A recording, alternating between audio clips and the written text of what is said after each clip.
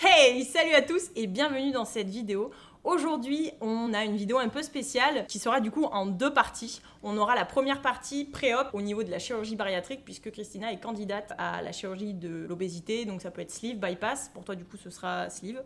Certainement. Normalement. Pas encore. Il va décider, mais bon, je pense que voilà, à mon avis, ça va être probablement une sleeve. D'ailleurs, on verra la réponse dans la prochaine vidéo. Et donc, on fera une autre vidéo où on va filmer Christina après l'opération, quelques mois en suivant. Moi, c'est Estelle, je suis diététicienne nutritionniste. Je suis spécialisée en nutrition fonctionnelle. Je fais beaucoup de micronutrition, de compléments alimentaires. Vous avez dû le voir sur la chaîne, il y a des vidéos qui passent où j'en parle. N'hésitez pas à vous abonner à la chaîne, à la liker pour la mettre en avant et qu'elle puisse du coup apporter un peu de témoignages à d'autres personnes, à mettre vos commentaires et vos questions et auxquelles je répondrai dans la prochaine vidéo de ce suivi. J'avais envie d'aborder le sujet de la chirurgie bariatrique en vidéo parce qu'on a en fait du concret avec Christina qui va pouvoir nous donner son point de vue et j'ai vraiment aimé qu'on a pu échanger ensemble parce qu'elle m'a dit des choses, je me suis dit faut qu'on fasse une vidéo et t'as accepté aujourd'hui d'être là, donc merci. La chirurgie bariatrique souvent vue comme une solution de facilité alors que pas du tout. J'ai toujours été convaincue que de toute façon l'obésité c'était une maladie, on le dit d'ailleurs, et que c'est pas si simple que ça de perdre du poids et donc que même si c'est des fois mal vu par l'entourage ou par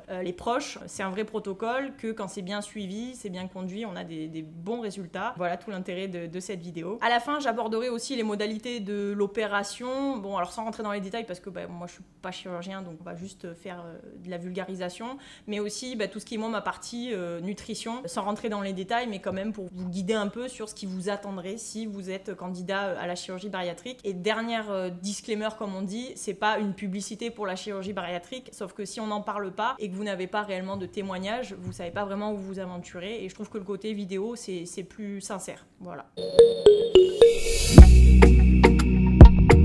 Alors, on va se poser des petites questions. Donc moi, je vais te poser des questions, tu vas me répondre le plus sincèrement possible. Okay. Le but, c'est de comprendre qui tu es, quel est ton parcours. Donc moi, j'ai préparé des petites questions.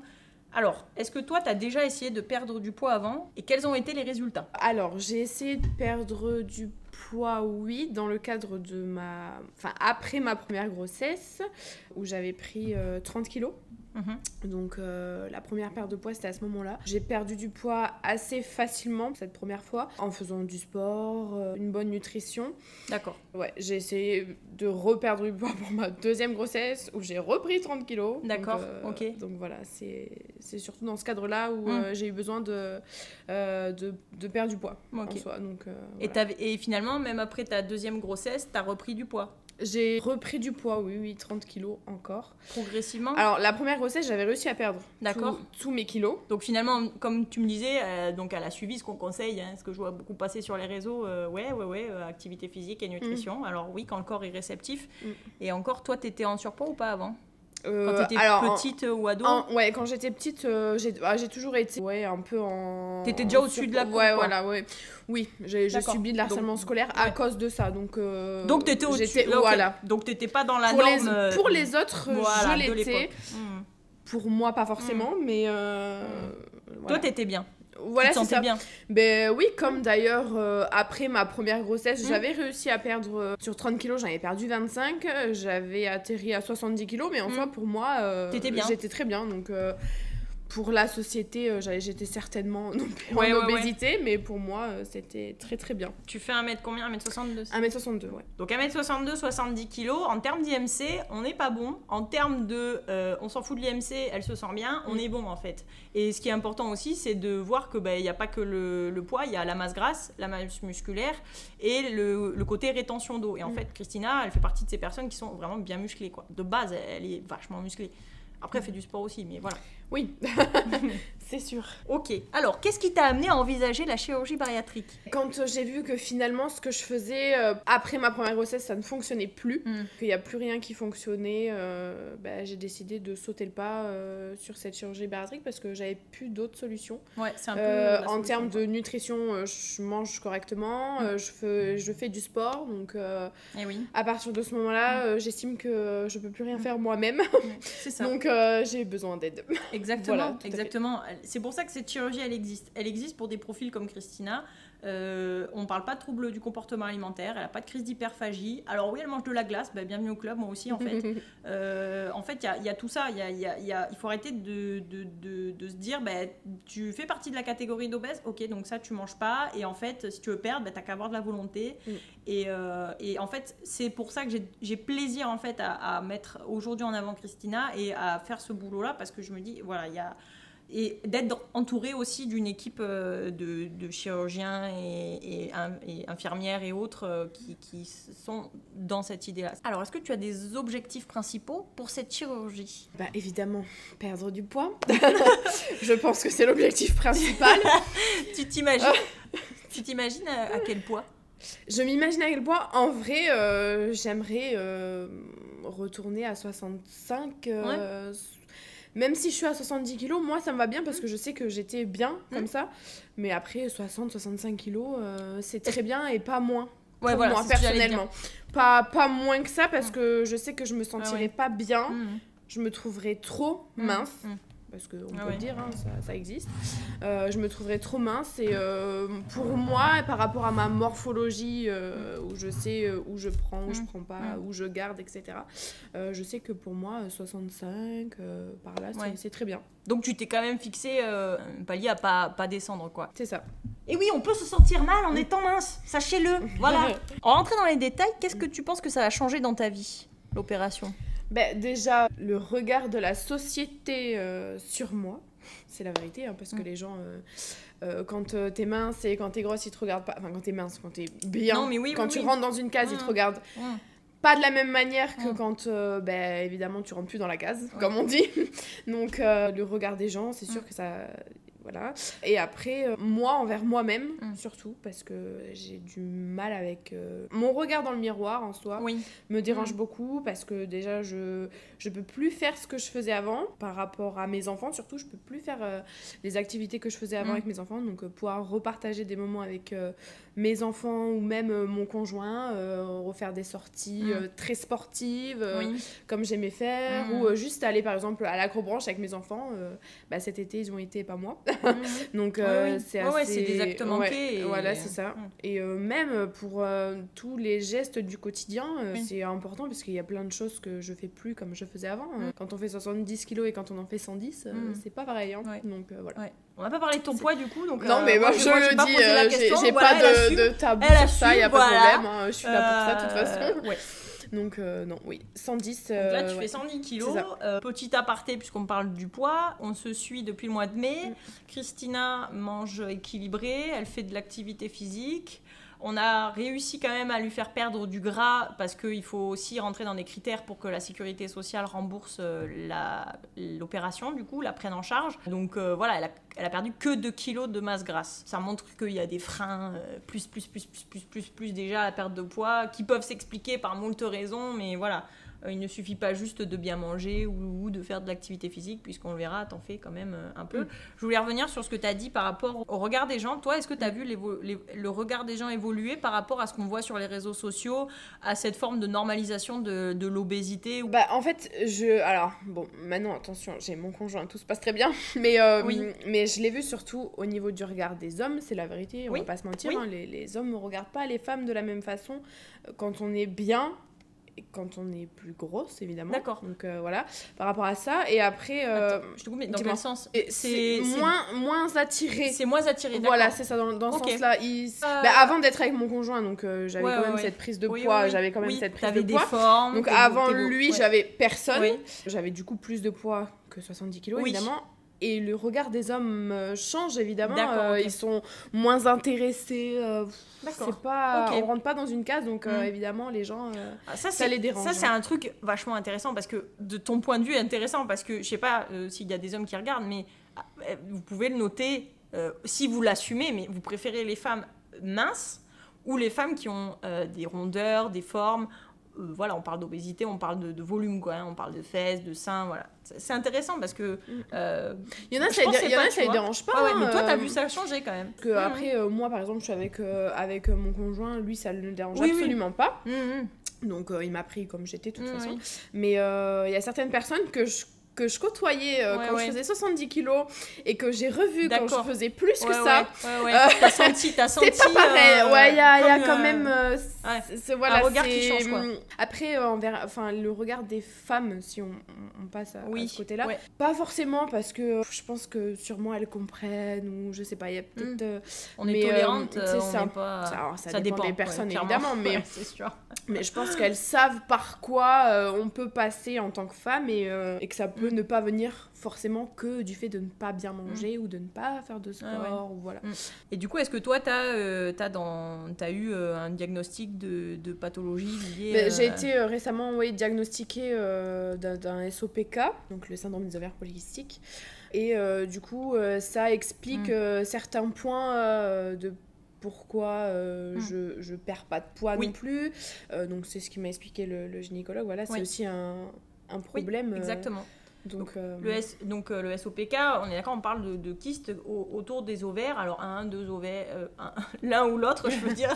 Alors, personnellement, c'est sur les deux. Voilà, c'est ça. Personnellement, moi, c'est sur les deux ovaires. Voilà, donc, c'est vraiment qu'il y en a vraiment beaucoup. Et en fait, il y a vraiment une transformation du métabolisme hormonal. Sans rentrer dans les détails, moi, je sais que c'est vraiment des freins à la perte de poids.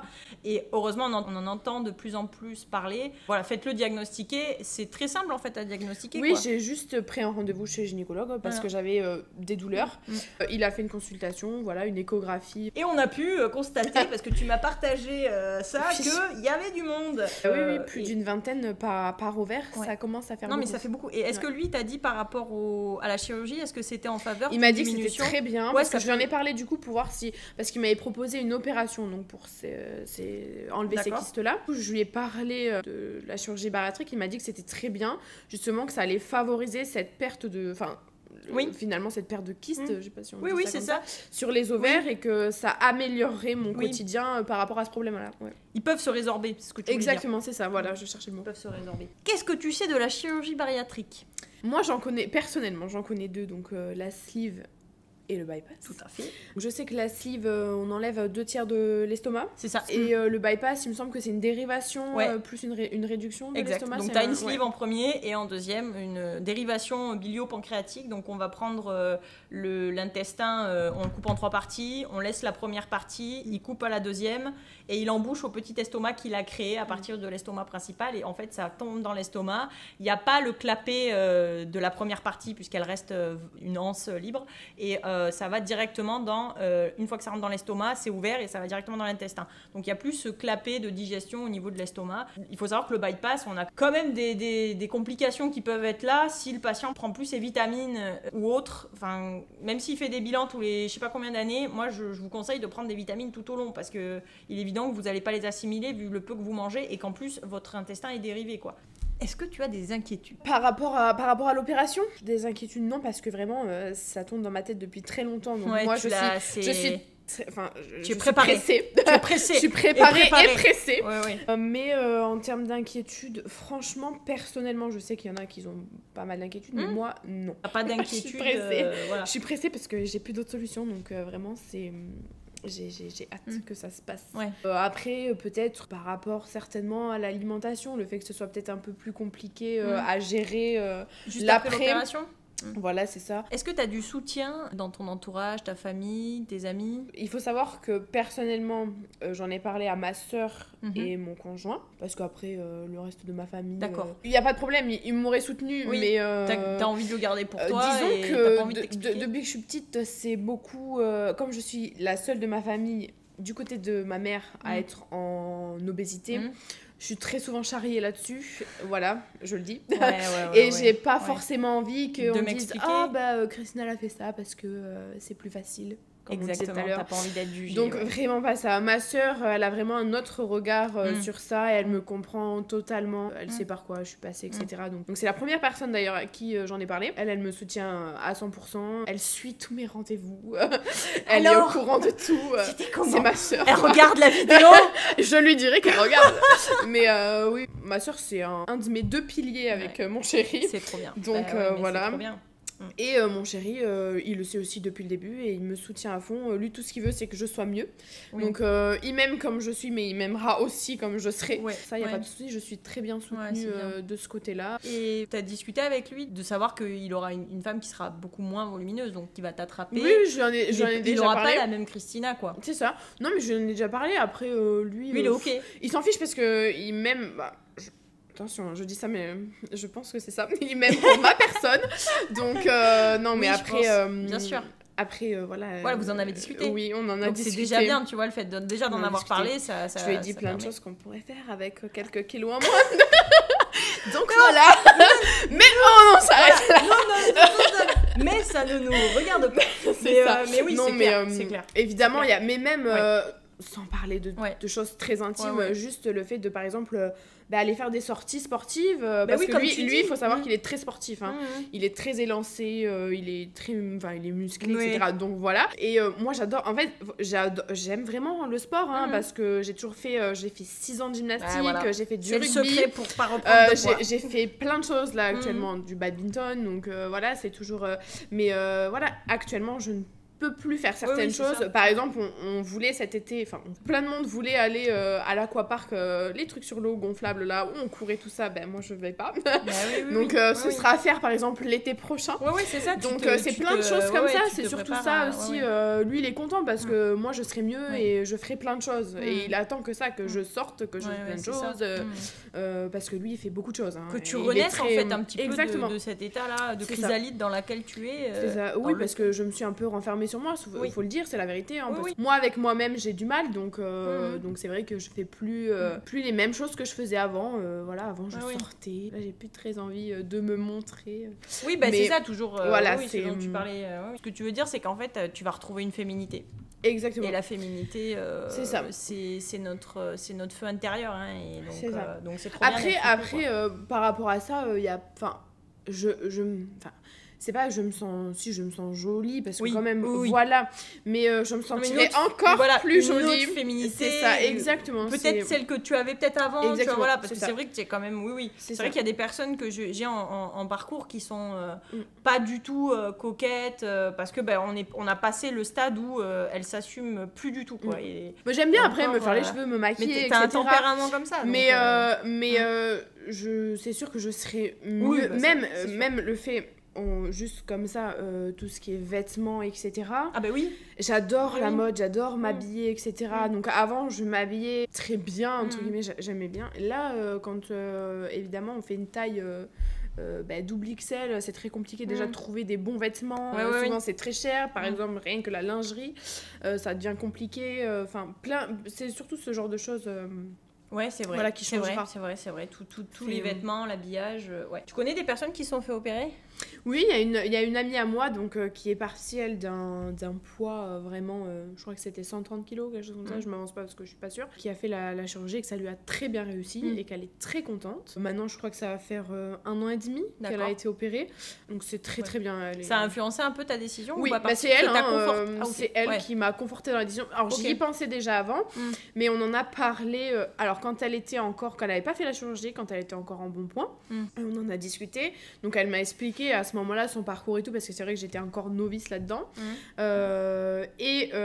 donc après c'est vrai qu'on s'est un peu lâché de vue. On s'est revus quand elle commençait à reperdre du poids, etc. Et vraiment, même elle le dit, elle revit. Hein. Elle fait tellement de choses, elle part tellement en voyage, faire des activités sportives avec sa fille. Même avec sa fille, elle fait des activités avec sa fille, etc. Donc c'est super. Oui, on parlait de différence entre sleeve et bypass. Il y a des patients en fait qui ont des comorbidités, donc ils ont peut-être des IMC moins lourds. Normalement, ils opèrent à partir de 40, un IMC de 40, sans comorbidité, mais avec comorbidité, c'est tout ce qui est diabète, hypertension, apnée du sommeil, ils peuvent opérer à partir d'un IMC de 35. Mais donc toi dans ton cas, c'est pas ça, donc on est sur un IMC de plus de 40, donc c'est éligible. Voilà, en France en tout cas c'est comme ça. Après je ne sais pas, il y a sûrement des chirurgiens qui font différemment ou autre.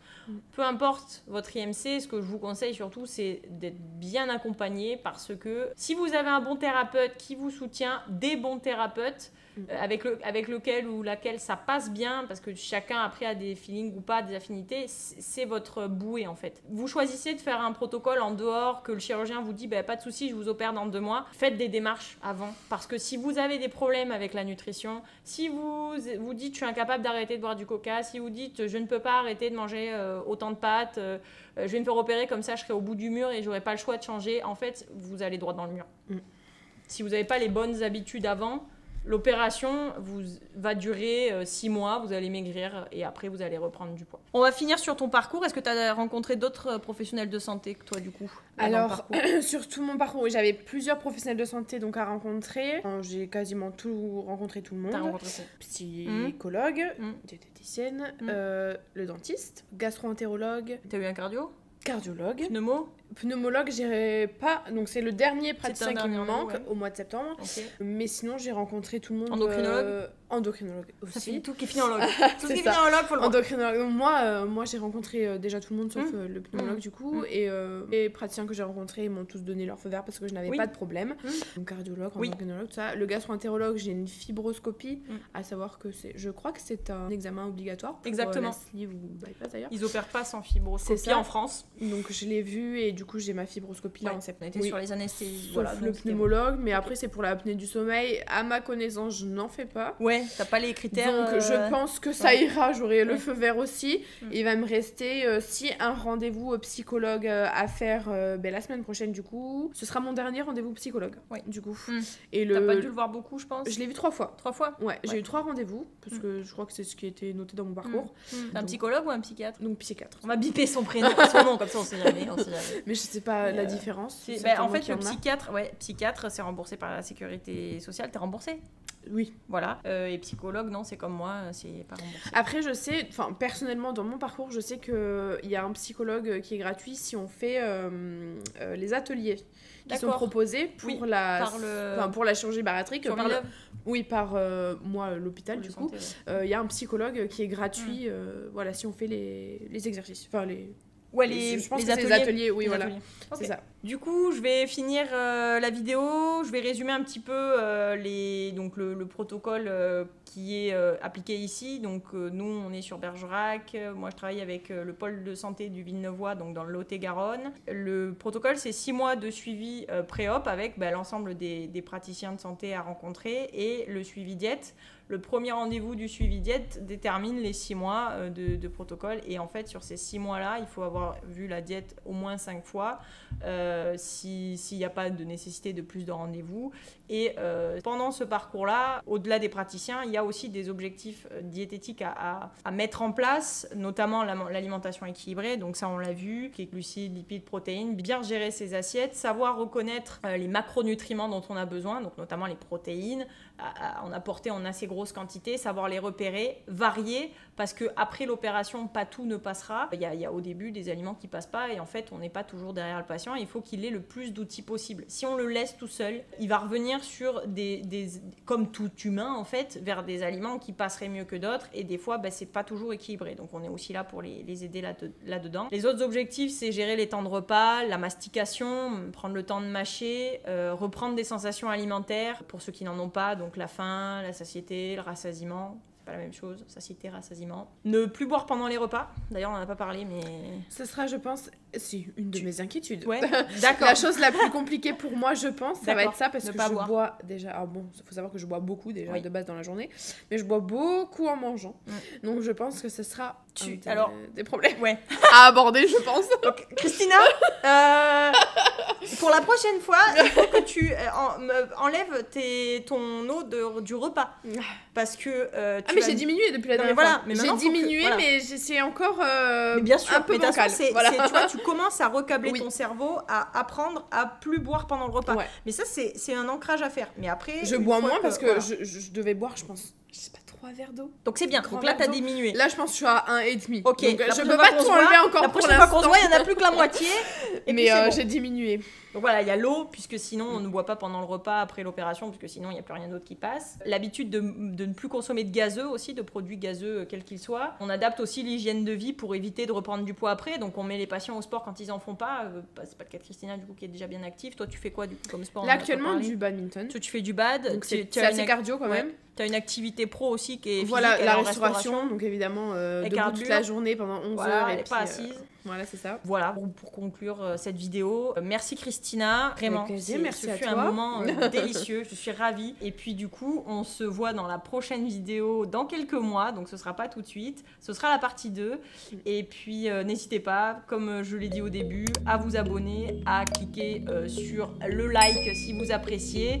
Et puis si vous avez des commentaires ou des questions, ne pas hésiter à les poster juste en dessous de la vidéo. Je vous souhaite une bonne journée. Ciao, à bientôt. Salut!